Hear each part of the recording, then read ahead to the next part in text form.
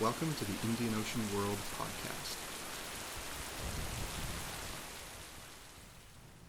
Welcome once again to the Indian Ocean World podcast. My name is Peter Hynd, Project Manager at the Indian Ocean World Center, McGill University. And my name is Philip Gooding, a postdoctoral fellow at the Indian Ocean World Center. This is the third of three introductory podcasts on the Indian Ocean world and its history. The first detailed what we mean by the Indian Ocean world, and the second explained what we mean by human-environment interaction. This third podcast discusses some of the key texts and works that have dealt with these terms.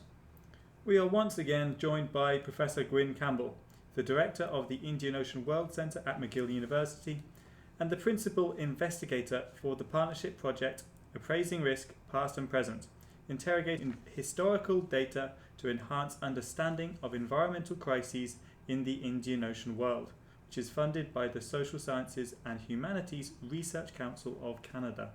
Gwyn, thank you for joining us. You're welcome.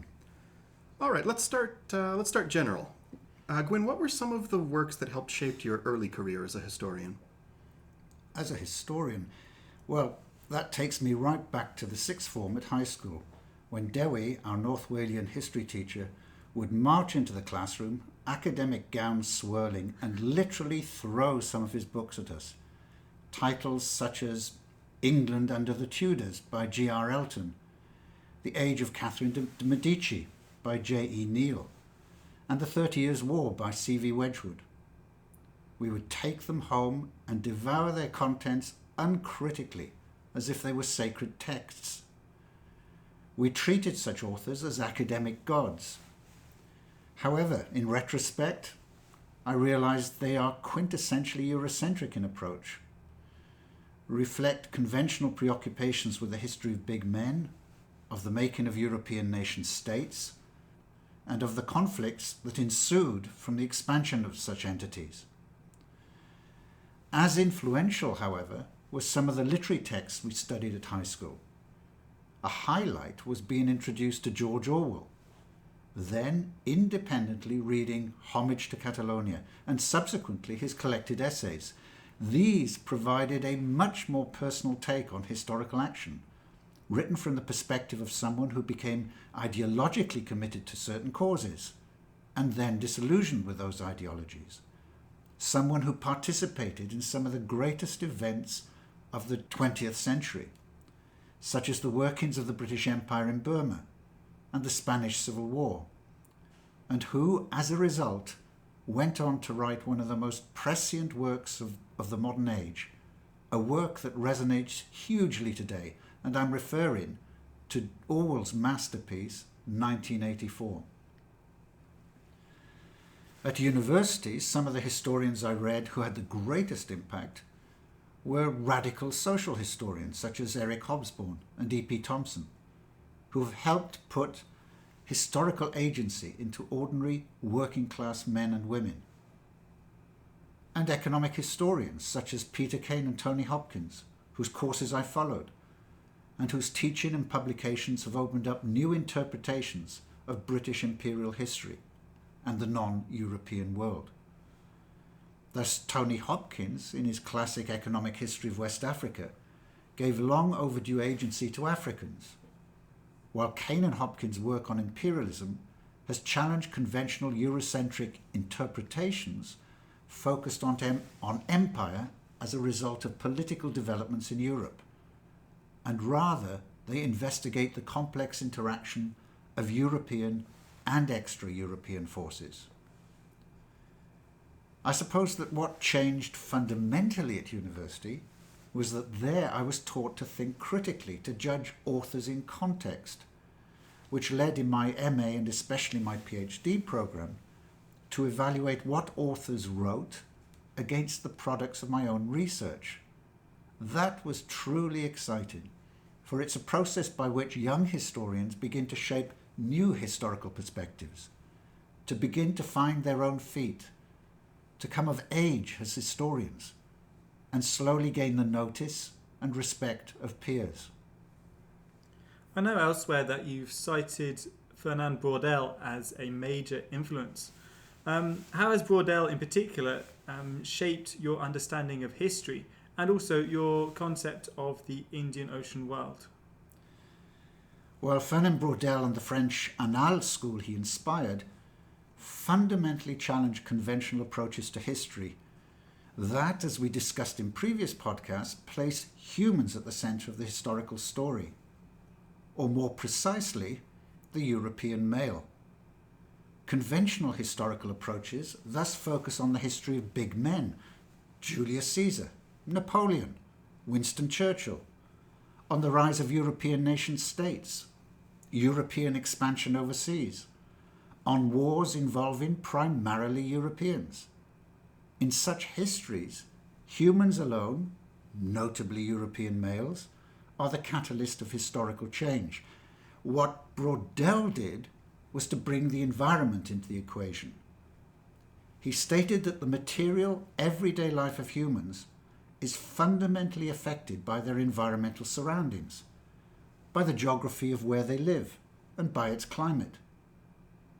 And those humans who share a common environment, and thus material existence, tend also to develop similar cultures and a similar history, irrespective of political frontiers that might be erected in an attempt to divide them. Braudel focused on the Mediterranean and made what I consider to be an irrefutable case that those lands bordering the Mediterranean Sea, its littoral, have always had much more in common because of their geography and climate than with lands with different geographical and climatic characteristics. Thus, to take a graphic example, the peoples of southern France, close to the Mediterranean, have always had a material existence, and it must be remembered that throughout most of history about 90% of humans have depended on agriculture for their existence, a material existence much more similar to that of other Mediterranean peoples than to the people of northern France, who themselves have much more in common with other peoples of northern Europe.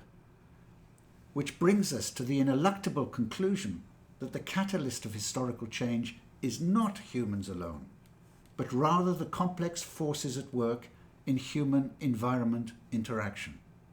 That's a good bridge to the concept of Indian Ocean world history. So, Gwyn, what do you consider the foundational works of Indian Ocean world history, and what makes them foundational? Well, K.N. Chowdhury, in 2 path-breaking volumes, Trade and Civilization in the Indian Ocean, published in 1985, and Asia Before Europe, 1992, adapted Fernand Braudel's concept of a Mediterranean maritime economy to the Indian Ocean, thereby building the base for the concept of an Asia-Indian Ocean global economy, extending from the Middle East to China, that arose centuries before the advent of Europeans into the Indian Ocean. Chowdhury's work has inspired other works, such as Anthony Reid's Southeast Asia in the Age of Commerce, published in 2 volumes in 1988 and 1993, and Janet Abou-Lugard, Before European Hegemony, in 1989. And you can add to that Andre Vink, Al-Hynd, The Making of Indo-Islamic World, 2 volumes, published in 1996 and 1997, and Andre Gunther Frank, Reorient, The Global Economy in the Asian Age, 1998. These works are very important in focusing on the role of the Indian and associated maritime spaces in creating the context for the rise and development of a regular, sophisticated and durable system of long-distance exchange, an exchange of commodities, peoples, ideas and technologies across the entire region between the Red Sea and China. In this, they challenged conventional histories based on big men, the making of nation states, of empires, or that of a tight regional studies focus, one that concentrates on one particular region as defined in the period of European colonization, such as Southeast Asia or the Middle East. However, one must add that they have significant weaknesses, for they in general retained Eurocentric temporal paradigms, highlighting, for example, the early modern, as a period of striking singularity and relevance, and they place Africa very much on the periphery of their vision. And they also underestimate the full panoply, vibrancy, and constantly changing nature of environmental forces.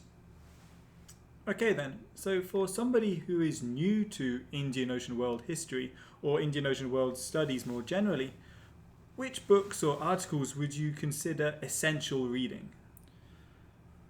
As essential reading, well, the volumes I've already referred to, those by Chowdhury, Reid, Abu Lugard and Gunda Frank. They're critical in terms of understanding the historiographical context for Indian Ocean world studies. I would also emphasise the significance of the works of Michael Pearson, notably his volume entitled The Indian Ocean, published in 2003, and Abdul Sharif's Dhow Cultures and the Indian Ocean, published in 2010. All of these are vital to a general understanding of Indian Ocean world history.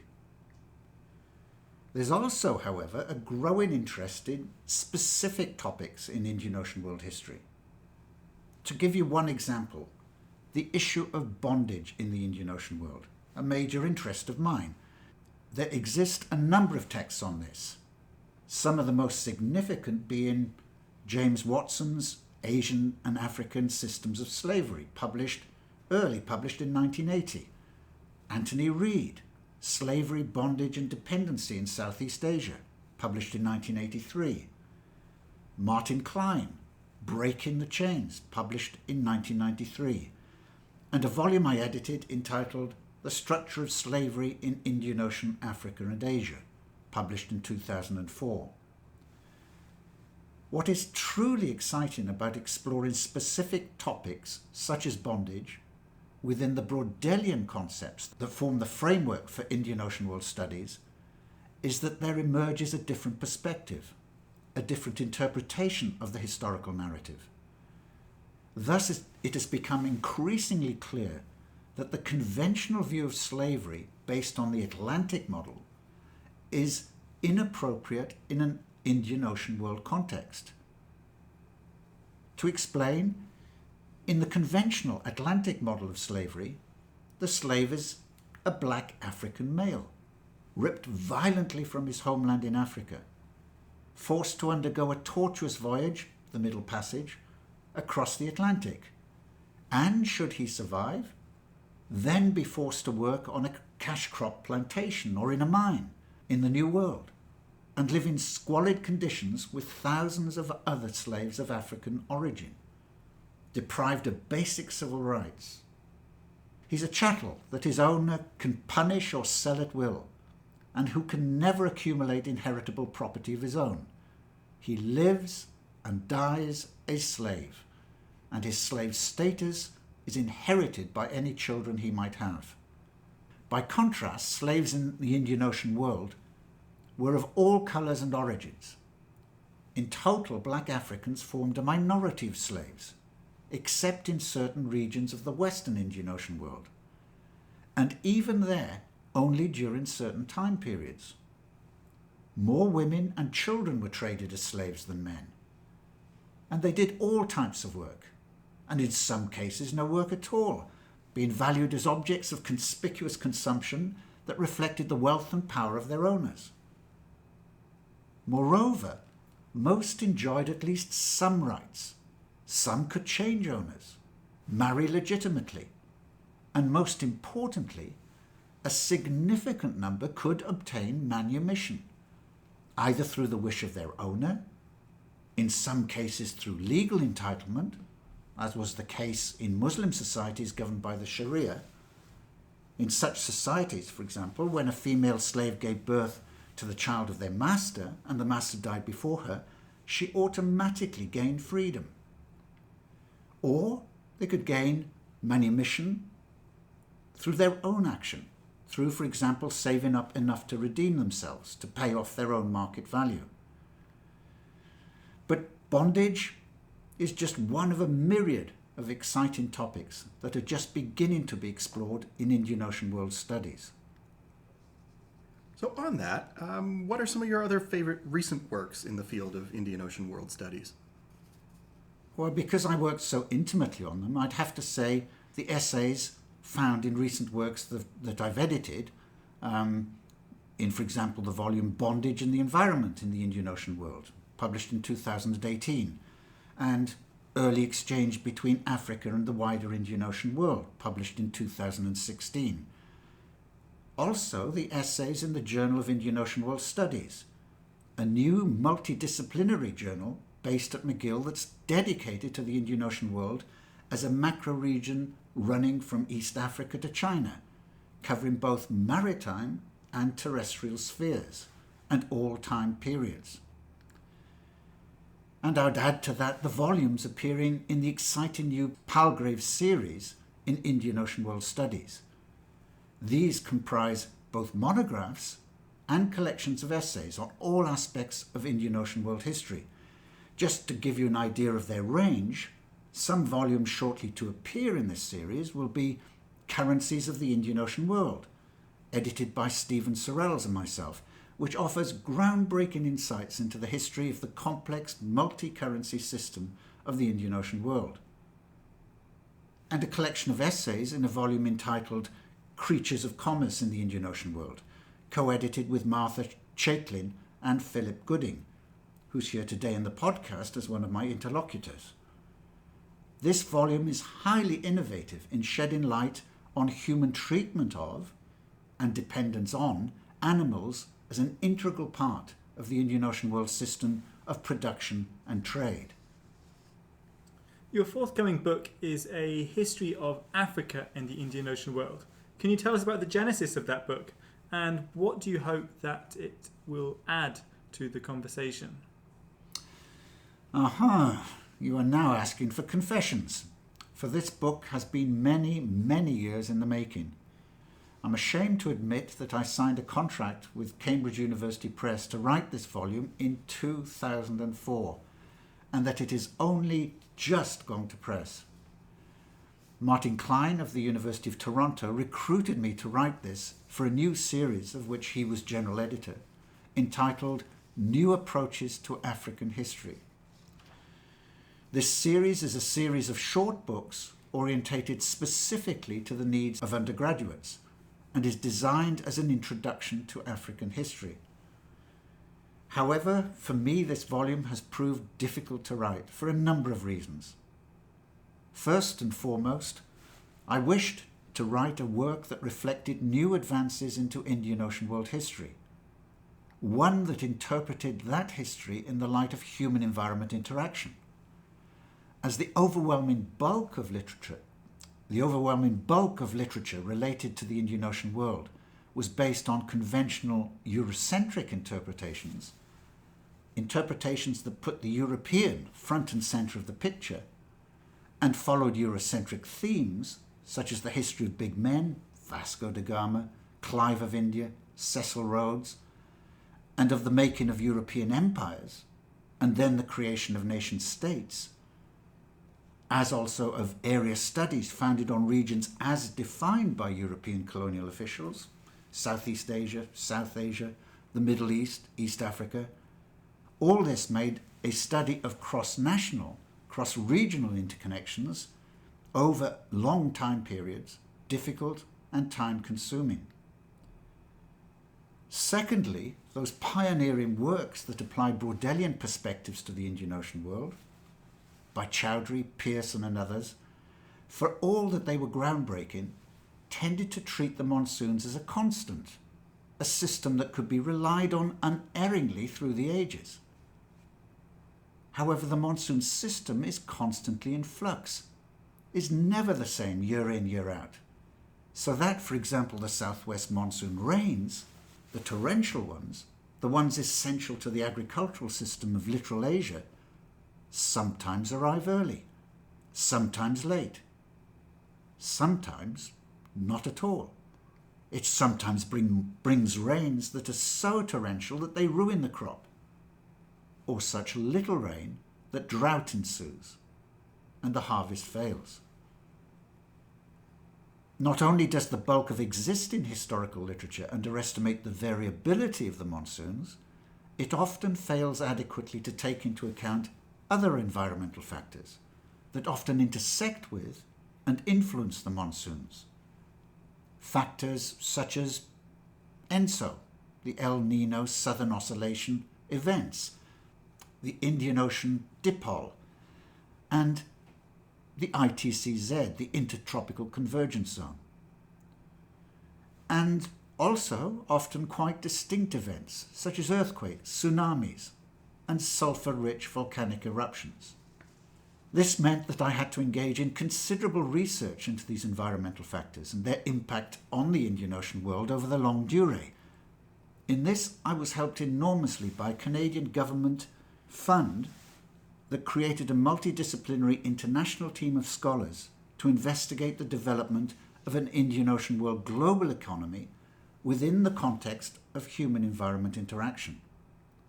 The findings of this research project fed into a data bank to which Bayesian networks analysis was applied, helped to reveal new temporal contours for the Indian Ocean world, ones that in part diverge significantly from conventional Eurocentric periodization.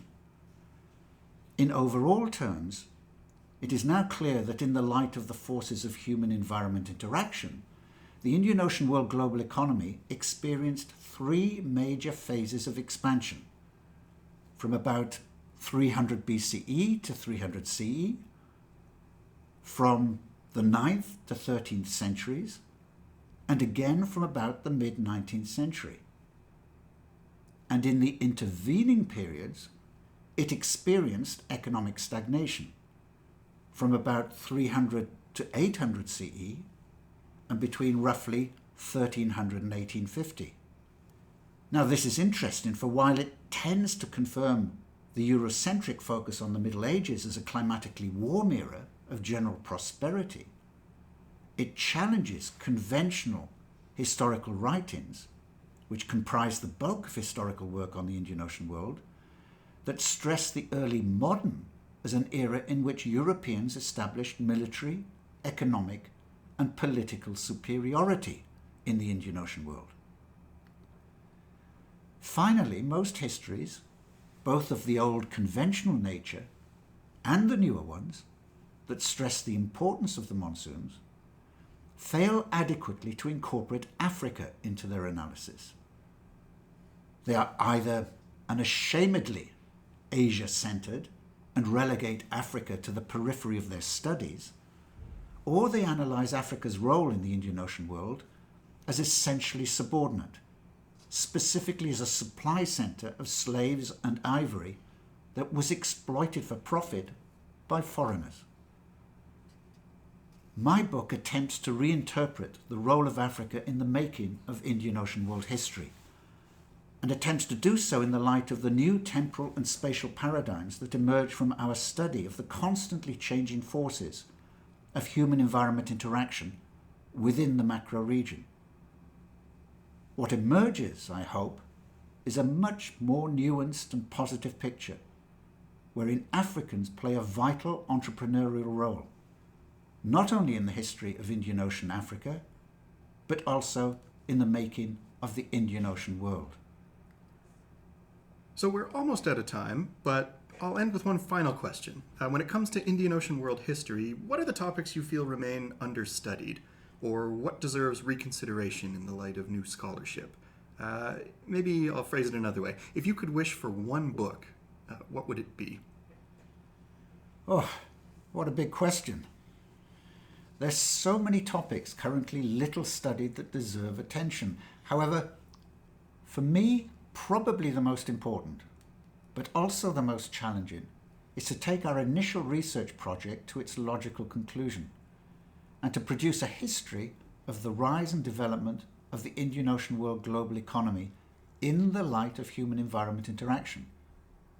A volume that takes full account of the new thematic, spatial and temporal paradigms, and will thus set a new baseline and standard for emerging scholars and researchers to pursue, and which will, hopefully, help illuminate the history of the Indian Ocean world for the individuals and communities who inhabit that vast region.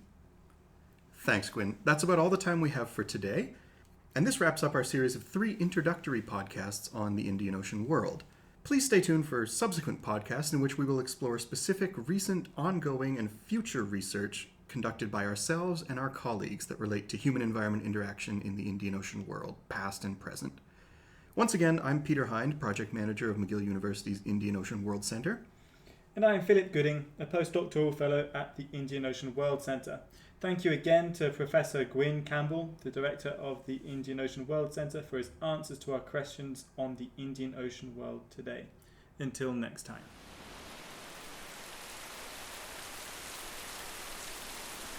The Indian Ocean World Podcast would like to acknowledge the generous support of the Social Sciences and Humanities Research Council of Canada.